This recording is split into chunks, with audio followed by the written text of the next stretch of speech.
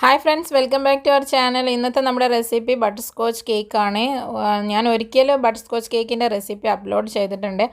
അതിൽ നിന്നും കുറച്ചുകൂടി ഒരു മോഡിഫൈഡ് ആയിട്ടുള്ള റെസിപ്പിയാണ്, കുറച്ചുകൂടി സിമ്പിൾ ആയിട്ടുള്ള റെസിപ്പിയാണ് നിങ്ങൾക്കായിട്ട് ഷെയർ ചെയ്യുന്നത്. നമുക്കിതുണ്ടാക്കാനായിട്ട് ആദ്യം ഇതിൻ്റെ ഡ്രൈ ഇൻഗ്രീഡിയൻസ് ഒന്ന് അരിച്ച് വെക്കാം. 1 കപ്പ് മൈദയും 3/4 ടീസ്പൂൺ ബേക്കിംഗ് പൗഡറും 1/4 ടീസ്പൂൺ ബേക്കിംഗ് സോഡയാണ് മിക്സ് ചെയ്ത് അരിച്ച് മാറ്റി വെച്ചിട്ടുള്ളത്. അതുപോലെ തന്നെ കേക്ക് ഉണ്ടാക്കാനുള്ള ടിന്നും ഒന്ന് റെഡിയാക്കി വെക്കണം. 7 ഇഞ്ചിൻ്റെ റൗണ്ട് ടിന്നാണ് ഞാനിപ്പോൾ എടുത്തിട്ടുള്ളത്. നമുക്ക് ക്ലീൻ ആയിട്ടുള്ള മറ്റൊരു ബൗൾ എടുക്കാം. അതിലേക്ക് ഒരു 3 മീഡിയം സൈസിലുള്ള എഗ്ഗ് പൊട്ടിച്ച് വയ്ക്കാം. അതിലേക്ക് ഒന്നുകിൽ ബട്ടർസ്കോച്ചിൻ്റെ എമൽഷൻ അല്ലെങ്കിൽ ബട്ടർസ്കോച്ചിൻ്റെ എസെൻസ്, ഇതിൽ രണ്ടിൽ ഏതെങ്കിലും ഒന്ന് ചേർത്ത് കൊടുക്കാം. നിങ്ങൾ എസെൻസ് ആണ് ചേർക്കുന്നതെങ്കിൽ അതിലേക്ക് ആവശ്യത്തിനുള്ള യെല്ലോ കളർ കൂടെ ചേർത്ത് കൊടുക്കണം. അതിനുശേഷം 3/4 കപ്പ് പഞ്ചസാര കൂടെ ചേർത്തിട്ട് എഗ്ഗ് നന്നായിട്ട് വിപ്പാക്കി എടുക്കണം. പഞ്ചസാര ഒന്നാകെ ചേർക്കുകയോ കുറച്ചായിട്ട് ചേർക്കുകയോ ചെയ്തിട്ട് കോഴിമുട്ട നന്നായിട്ട് ബീറ്റ് ചെയ്തെടുത്താൽ മതി.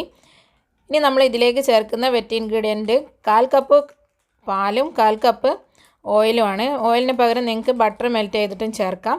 നമ്മൾ വിപ്പാക്കി എടുത്തിട്ടുള്ള എഗ്ഗിലേക്ക് നമ്മൾ നേരത്തെ അരിച്ച് മാറ്റി വെച്ചിട്ടുള്ള മൈദയുടെ കൂട്ട് കൂടെ ചേർത്തിട്ട് ചെറിയ സ്പീഡിലൊന്ന് ബീറ്റ് ചെയ്തെടുക്കുന്നതിൻ്റെ കൂടെ തന്നെ പാലും ഓയിലും കൂടെ ഉള്ള മിക്സും കൂടെ അതിനകത്തേക്ക് ചേർത്ത് കൊടുത്തിട്ട് ഒന്ന് ബീറ്റാക്കി എടുക്കാം. എല്ലാം കൂടെ ഒന്ന് മിക്സായിട്ട് വന്നാൽ മതി. കൂടുതൽ സമയം മിക്സ് ചെയ്ത് കഴിഞ്ഞാൽ കേക്കിന് സോഫ്റ്റ്നെസ് കുറവായിരിക്കും. നന്നായിട്ട് ടാപ്പ് ചെയ്ത് ഒന്ന് ലെവൽ ചെയ്തതിന് ശേഷം 170 ഡിഗ്രിയിൽ പ്രീഹീറ്റ് ചെയ്ത ഓവനിൽ 45 മിനിറ്റ് ഒന്ന് ബേക്ക് ചെയ്തെടുക്കാം. അത് ഓവൻ്റെ കമ്പനിക്ക് അനുസരിച്ച് ചെറിയ വ്യത്യാസം വരും. നിങ്ങൾ ഓവൻ ഇല്ലാതെയാണ് ചെയ്യുന്നതെങ്കിൽ ലോ സ്പീഡിൽ 45 മിനിറ്റ് ബേക്ക് ചെയ്തെടുത്താൽ മതി. സ്റ്റൗ ടോപ്പിലാണെങ്കിൽ 45 മിനിറ്റിന് ശേഷം ബേക്കായിട്ട് വന്നിട്ടുള്ള കേക്കാണിത്. ഇതൊന്ന് നമ്മൾ ഡീമോൾഡ് ചെയ്ത് തണുക്കാനായിട്ട് മാറ്റി വെക്കാം. കേക്ക് തണുത്ത് വരുന്ന സമയത്തേക്ക് നമുക്ക് കേക്കിലേക്ക് ബാക്കിയുള്ള ചേരുവകളൊക്കെ റെഡിയാക്കി എടുക്കാം. അതിനായിട്ട് ഞാനിപ്പോൾ ഒരു ഫ്രൈ പാൻ വെച്ചിട്ടുണ്ട്. അതിലേക്ക് 1/4 കപ്പ് നോർമൽ ഷുഗറാണ് ചേർത്ത് കൊടുത്തിട്ടുള്ളത്. അപ്പോൾ നിങ്ങളെ കയ്യിൽ ബ്രൗൺ ഷുഗർ ഉണ്ടെന്നുണ്ടെങ്കിൽ അത് ചേർക്കുന്നതാണ് ഏറ്റവും ബെസ്റ്റ്. കാരണം അതിനാണ് ഫ്ലേവറും ടേസ്റ്റും ഒക്കെ കൂടുതലുണ്ടാവുക. അപ്പോൾ നോർമൽ ഷുഗർ മാത്രമുള്ളവർക്ക് വേണ്ടിയിട്ടാണ് ഈ ഒരു റെസിപ്പി ഞാൻ കാണിക്കുന്നത്. ബ്രൗൺ ഷുഗർ വെച്ച് ചെയ്യുന്നത് ഓൾറെഡി ഞാൻ അപ്ലോഡ് ചെയ്തതാണ്. കാണാത്തവരുണ്ടെങ്കിൽ അതിൻ്റെ ലിങ്ക് ഞാൻ ഡിസ്ക്രിപ്ഷൻ ബോക്സിൽ കൊടുക്കുന്നുണ്ട്, ചെക്ക് ചെയ്താൽ മതി. നമ്മൾ പഞ്ചസാര ജസ്റ്റ് ഒന്ന് കാരമലായിട്ട് വരുന്നത് വരെ വെയിറ്റ് ചെയ്യാം. ലോ സ്പീഡിൽ സ്റ്റൗ വെച്ച് കൊടുത്താൽ മതി. കളറ് ജസ്റ്റ് ഒന്ന് മാറി യെല്ലോയിഷ് കളറായിട്ട് വരുന്ന സമയത്ത് അതിലേക്ക് നട്ട്സ് ചോപ്പ് ചെയ്തത് ഇട്ട് കൊടുക്കാം. നിങ്ങൾക്ക് ഇഷ്ടമുള്ള നട്ട്സ് യൂസ് ചെയ്യാം. നിങ്ങൾ വാങ്ങിക്കുന്ന കേക്കിൻ്റെ റേറ്റ് അനുസരിച്ച് ആൽമണ്ട്സോ പിസ്ത അല്ലെങ്കിൽ കാഷ്യൂ നട്ട്സോ അതല്ലെങ്കിൽ പീനട്ട്സോ അതിൽ ഏത് വേണമെങ്കിലും നിങ്ങൾക്ക് യൂസ് ചെയ്യാവുന്നതാണ്. ഞാനിപ്പോൾ യൂസ് ചെയ്തിട്ടുള്ളത് ആൽമണ്ട്സ് ആണ്. ചെറുതായിട്ട് കട്ട് ചെയ്ത് ചേർത്ത് കൊടുത്താൽ മതി.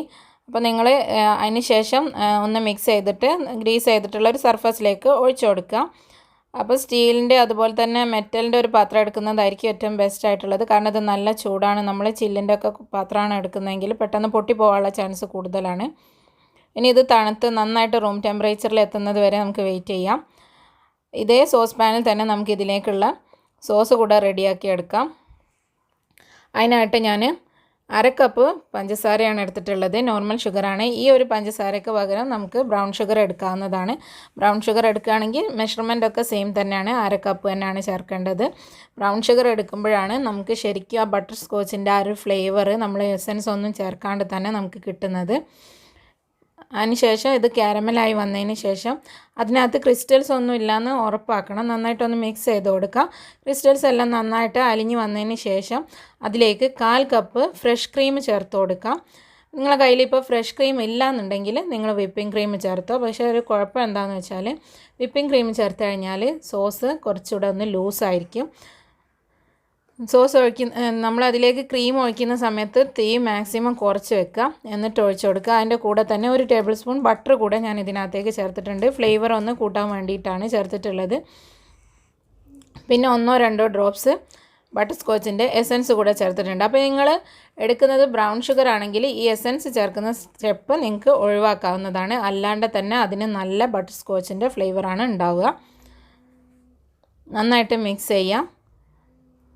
അതിനുശേഷം തീ അങ്ങ് ഓഫ് ചെയ്യുക. ബട്ടർ ഒന്ന് മെൽറ്റായിട്ട് വന്നാൽ മതി. എന്നിട്ട് തീ ഓഫ് ചെയ്ത് കഴിയുക.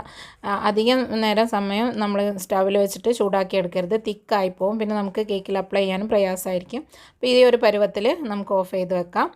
ഇനി അതൊക്കെ തണുത്ത് വരുന്ന സമയത്തേക്ക് നന്നായിട്ട് തണുപ്പിച്ചെടുത്തിട്ടുള്ള വിപ്പിംഗ് ക്രീം 1 കപ്പ് നമുക്കൊന്ന് ബീറ്റ് ചെയ്തെടുക്കാം. ഞാനിപ്പോൾ ഓൾറെഡി കുറച്ച് വിപ്പ് ചെയ്ത ക്രീം ബാക്കി ഉണ്ടായിരുന്നു, അതിൻ്റെ കൂടെ ചേർത്തിട്ടാണ് വിപ്പ് ചെയ്തെടുക്കുന്നത്. അതിലേക്ക് നമ്മൾ ഫ്ലേവറിനായിട്ട് ബട്ടർ സ്കോച്ചിൻ്റെ എമൽഷനാണ് ചേർക്കുന്നത്. എമൽഷന് പകരം ഞാൻ നേരത്തെ പറഞ്ഞ പോലെ യെല്ലോ കളറും എസൻസും ചേർത്ത് കൊടുത്താൽ മതി. ഏറ്റവും എളുപ്പം നമുക്ക് കിട്ടാൻ ബട്ടർ സ്കോച്ചിൻ്റെ എസൻസ് ആണ്. അപ്പോൾ ആ എസൻസും യെല്ലോ കളറും കൂടെ ചേർത്ത് കൊടുത്താൽ മതി. എന്നിട്ട് നന്നായിട്ട് സ്റ്റിഫ് പീക്കായിട്ട് വരുന്നത് വരെ വിപ്പ് ചെയ്തെടുക്കാം. ഇനി ഇത് നമുക്ക് ഫ്രിഡ്ജിലേക്ക് മാറ്റി വെക്കാം. നമ്മൾ നേരത്തെ റെഡിയാക്കിയിട്ടുണ്ടായിരുന്ന സോസിൽ നിന്ന് ഞാനൊരു 2 ടേബിൾ സ്പൂൺ എടുത്തിട്ടുണ്ട്. അതിലേക്ക് ഒരു 1/4 കപ്പോളം ഫ്രഷ് ക്രീം ചേർത്ത് കൊടുക്കുകയാണ്. ഫ്രഷ് ക്രീമിന് പകരം നിങ്ങൾക്ക് വെള്ളം ചേർത്ത് കൊടുത്താലും മതി. ഇതൊന്ന് ലൂസാക്കി എടുക്കാൻ വേണ്ടിയിട്ടാണ്. ഫ്രഷ് ക്രീം ആകുമ്പോൾ കുറച്ചുകൂടെ ഒരു ടേസ്റ്റ് ഉണ്ടാവും. വെള്ളം അല്ലെങ്കിൽ ഷുഗർ സിറപ്പ് ആയാലും കുഴപ്പമൊന്നുമില്ല. നമുക്കതൊന്ന് ലൂസായിട്ട് കിട്ടിയാൽ മതി. നന്നായിട്ട് മിക്സ് ചെയ്തൊന്ന് മാറ്റി വെക്കാം. നമുക്കിത് സ്പഞ്ചിൽ അപ്ലൈ ചെയ്യാൻ വേണ്ടിയിട്ടാണ്. അപ്പോൾ അത് റെഡി ആയിട്ടുണ്ട്. ഇനി നമുക്ക് കേക്കൊക്കെ ഇവിടെ നന്നായിട്ട് ഞാൻ ഫ്രീസറിലായിരുന്നു വെച്ചിട്ടുണ്ടായിരുന്നത്. നന്നായിട്ട് തണുത്ത് വന്നിട്ടുണ്ട്. ഒരു 3 ലെയറായിട്ട് കട്ട് ചെയ്തെടുക്കുക. എന്നിട്ട് അതിൻ്റെ ടോപ്പിലുള്ള ക്രസ്റ്റും കൂടെ ഒന്ന് റിമൂവ് ചെയ്യണം.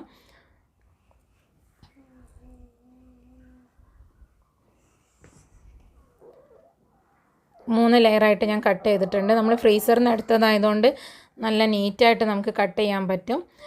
ഇനി അതൊരു സൈഡിൽ വെച്ചിട്ടുണ്ട്. ഇനി നമ്മൾ നേരത്തെ റെഡിയാക്കിയിട്ടുള്ള പ്രലൈന് നന്നായിട്ട് സെറ്റായിട്ട് വന്നിട്ടുണ്ട്. റൂം ടെമ്പറേച്ചറിലൊക്കെ എത്തിയിട്ടുണ്ട്. ഇനി നമുക്കത് ചെറുതായിട്ടൊന്ന് പൊടിച്ചെടുക്കാം. ചെറിയ ചെറിയ പീസസ് ആയിട്ട് കട്ട് ചെയ്യുകയോ അല്ലെങ്കിൽ പൊടിയാക്കി എടുക്കുകയോ ചെയ്താൽ മതി. നല്ല പൗഡറാക്കി എടുക്കേണ്ട ആവശ്യമൊന്നുമില്ല. ചെറുതായി ഒന്ന് പൊടിഞ്ഞ് വന്നാൽ മതി. എന്തായാലും വെയിറ്റുള്ള ഒരു സാധനം വെച്ചിട്ട് ഇതുപോലെ പൊടിച്ചെടുത്താൽ മതി. മിക്സിയിലൊന്നും ഇടേണ്ട ആവശ്യം വരുന്നില്ല.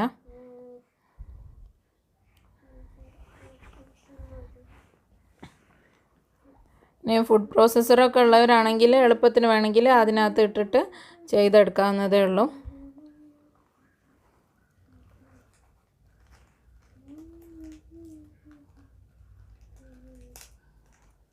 ഇത് ഞാനിവിടെ ചെറിയ പീസസായിട്ട് പൊടിച്ചെടുത്തിട്ടുണ്ട്. ഇതുപോലെയാണ് നമുക്ക് വേണ്ടത്. ചെറിയ നമുക്കിങ്ങനെ കടിക്കാൻ പറ്റുന്ന രീതിയിലുള്ള ചെറിയ പീസസായിട്ട് വേണം. ഇനി നമുക്ക് 1 kgൻ്റെ ഒരു ബേസ് എടുത്തിട്ടുണ്ട്. അതിലേക്ക് കുറച്ച് ക്രീം അപ്ലൈ ചെയ്ത് കൊടുക്കാം. എന്നിട്ട് ഫസ്റ്റ് ലെയർ കേക്ക് വെച്ച് കൊടുക്കാനാണ്. ഇങ്ങനെ ക്രീം അപ്ലൈ ചെയ്യുന്ന സമയത്ത് നമ്മൾ വെച്ച് കൊടുക്കുന്ന കേക്ക് തെന്നി പോകാനുള്ള ചാൻസ് 90% കുറവായിരിക്കും. അതിനാണ് ഇങ്ങനെ നമ്മൾ ക്രീം വെച്ച് കൊടുക്കുന്നത്. നമ്മൾ പുറത്തൊക്കെ കൊടുക്കുന്ന കേക്കാണെങ്കിൽ മസ്റ്റായിട്ടും വെച്ച് കൊടുക്കണം. എന്നിട്ട് ഫസ്റ്റ് ലെയർ കേക്ക് വെച്ചതിന് ശേഷം ഷുഗർ സിറപ്പ് വെച്ചിട്ട് നന്നായി ഒന്ന് വെറ്റ് ചെയ്തെടുക്കുക. അതിൻ്റെ മേലേക്ക് നമ്മൾ നേരത്തെ ലൂസാക്കി വെച്ചിട്ടുണ്ടായിരുന്ന ബട്ടർ സ്കോച്ചിൻ്റെ സോസ് ഉണ്ടല്ലോ, അതുകൂടെ 1 ടേബിൾ സ്പൂണോളം ഒഴിച്ച് നന്നായി ഒന്ന് സ്പ്രെഡ് ചെയ്ത് കൊടുക്കണം. ഇങ്ങനെ ചെയ്യുമ്പോൾ നമ്മൾ സ്പഞ്ചിന് നല്ല ബട്ടർ സ്കോച്ചിൻ്റെ ആ ഒരു ടേസ്റ്റും ഫീലും ഒക്കെ നമുക്ക് കഴിക്കുന്ന സമയത്ത് കിട്ടും. അതിന് വേണ്ടിയിട്ടാണ് ഈ ഒരു സ്റ്റെപ്പ് ചെയ്യുന്നത്. ഇനി ഇതിൻ്റെ മുകളിൽ നമ്മൾ നേരത്തെ വിപ്പാക്കി മാറ്റി വെച്ചിട്ടുണ്ടായിരുന്ന വിപ്പിംഗ് ക്രീം ചേർത്ത് കൊടുക്കാം.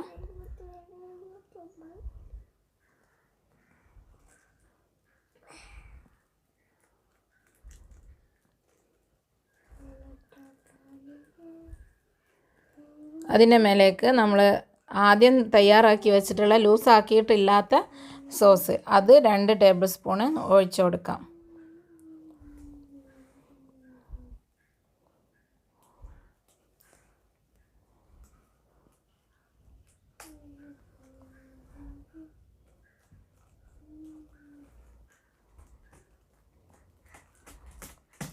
ഇനി വേണമെങ്കിൽ ഇതൊന്ന് പാലറ്റ് നൈഫ് വെച്ചിട്ട് നിങ്ങൾക്ക് സ്പ്രെഡ് ചെയ്തെടുക്കാം. സ്പ്രെഡ് ചെയ്തിട്ടില്ലെങ്കിലും കുഴപ്പമൊന്നുമില്ല.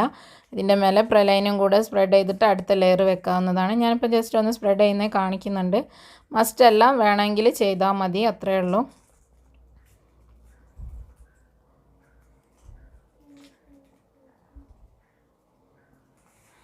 ഇനി നമ്മൾ നേരത്തെ പൊടിച്ച് വച്ചിട്ടുള്ള ആ പ്രലൈൻ്റെ പകുതി ഭാഗം ഞാൻ ഇതിലേക്ക് ഇട്ട് കൊടുക്കുന്നുണ്ട്.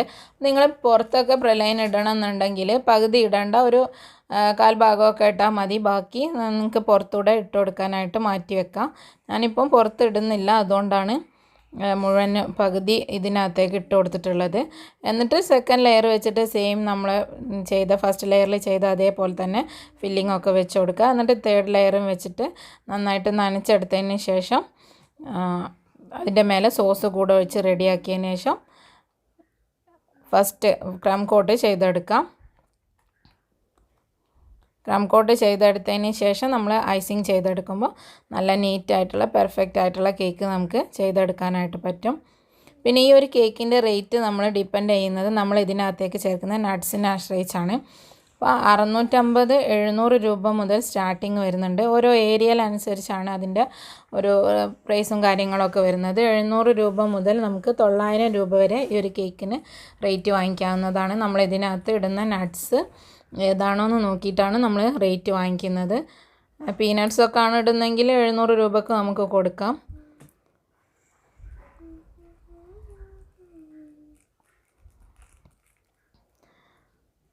ഇതിൻ്റെ സൈഡ് ഞാനൊന്ന് കോമ്പ് വെച്ചിട്ടൊന്ന് ലെവലാക്കി എടുക്കുന്നുണ്ട്. അതിന് ശേഷം ബോർഡ് ഒന്ന് ക്ലീൻ ആക്കി എടുക്കണം. ഇനി നമുക്ക് ബാക്കി ഉണ്ടായിരുന്ന സോസ് മുഴുവനായിട്ടും ഞാൻ ഇതിൻ്റെ ടോപ്പിൽ ഒഴിച്ചു കൊടുക്കുന്നുണ്ട്. നമുക്ക് ഇഷ്ടമുള്ള രീതിയിൽ കേക്ക് അതിൻ്റെ പുറമേയുള്ള ഡെക്കറേഷൻ ചെയ്തെടുക്കാവുന്നതാണ്. ഇപ്പോൾ നിങ്ങൾക്ക് കസ്റ്റമർ പറയുന്ന ഒരു ഡെക്കറേഷൻ ഉണ്ടെന്നുണ്ടെങ്കിൽ ഉള്ളിൽ മാത്രം ബട്ടർ സ്കോച്ചിൻ്റെ ആ ഒരു കേക്കിൻ്റെ സ്ട്രക്ചർ കൊടുത്തതിന് ശേഷം പുറമെ നിങ്ങൾക്ക് ഇഷ്ടമുള്ള സ്ട്രക്ചർ കൊടുക്കാവുന്നതാണ്. അതൊക്കെ നമ്മളുടെ ഐഡിയക്കനുസരിച്ചും കസ്റ്റമറെ സാറ്റിസ്ഫാക്ഷൻ അനുസരിച്ചും മാറ്റം വരുത്തുന്നതാണ്. ഞാനിപ്പോൾ ബാക്കി ഉണ്ടായിരുന്നത് കൂടെ ഇതിൻ്റെ മേലെ ഇട്ട് കൊടുത്തിട്ടുണ്ട്. ഒന്ന് സ്പൂൺ വെച്ച് ഒന്ന് ചുറ്റിച്ച് കൊടുത്തിട്ടുണ്ട്. അപ്പോൾ താഴേക്കൊക്കെ ഡ്രിപ്പ് ചെയ്യുന്ന രീതിയിൽ വന്നിട്ടുണ്ട്. പിന്നെ സൈഡിലായിട്ട് കുറച്ച് വൈറ്റ് ചോക്ലേറ്റ്സ് ഗ്രേറ്റ് ചെയ്തത് ഇട്ട് കൊടുക്കുകയാണ്. വൈറ്റ് ചോക്ലേറ്റ്സ് തന്നെ വേണമെന്നില്ല, നിങ്ങൾക്ക് പ്രലൈൻ ഇട്ട് കൊടുക്കാം, അതല്ലെങ്കിൽ ഡാർക്ക് ചോക്ലേറ്റ്സ് ഇട്ട് കൊടുക്കാം, അതല്ലെങ്കിൽ നട്ട്സ് മാത്രമായിട്ട് ജസ്റ്റ് റോസ്റ്റ് ചെയ്തിട്ട് അങ്ങനെ ഇട്ട് കൊടുക്കാം. അതൊക്കെ ഓരോരുത്തരുടെ ടേസ്റ്റിൻ്റെ ഇഷ്ടങ്ങൾ, അതുപോലെ തന്നെ കേക്ക് എത്ര ഭംഗിയാക്കണം എന്നുള്ളതിനൊക്കെ അനുസരിച്ചിട്ട് മാറ്റങ്ങൾ വരുത്താം നമുക്ക്. ഇനി ബാക്കി വന്ന ക്രീം നമുക്കൊരു പൈപ്പിംഗ് ബാഗിലെടുത്തിട്ട് താഴെ ഞാൻ ഒരു ബോർഡർ കൂടെ കൊടുക്കുന്നുണ്ട്. കുറച്ച് ക്രീം ബാക്കി ഉണ്ടായിരുന്നു, അപ്പോൾ അതുകൂടെ അതിൽ ഇട്ട് കൊടുക്കാൻ വേണ്ടിയിട്ട്, പിന്നെ അതുകൂടെ വേസ്റ്റായിട്ട് കിടക്കുകയുള്ളൂ, അപ്പോൾ അതുകൂടെ ഇതിൽ അപ്ലൈ ചെയ്ത് കൊടുത്തിട്ടുണ്ട്.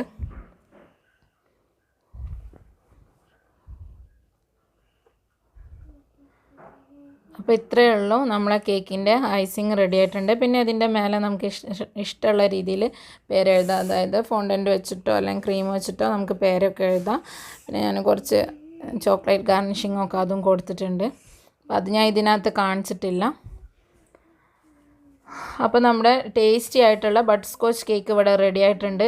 റെസിപ്പി നിങ്ങൾക്ക് ഇഷ്ടമായിട്ടുണ്ടാകുമെന്ന് കരുതുന്നു. എല്ലാവരും ട്രൈ ചെയ്ത് നോക്കുക, അഭിപ്രായങ്ങൾ അറിയിക്കുക. വീഡിയോ ഇഷ്ടമായെങ്കിൽ ഷെയർ ആൻഡ് ലൈക്ക് ചെയ്യാൻ മറക്കരുത്. ഇൻഷാ അല്ലാഹ് മറ്റൊരു നല്ല വീഡിയോ ആയിട്ട് മറ്റൊരു എപ്പിസോഡിൽ വീണ്ടും കാണാം.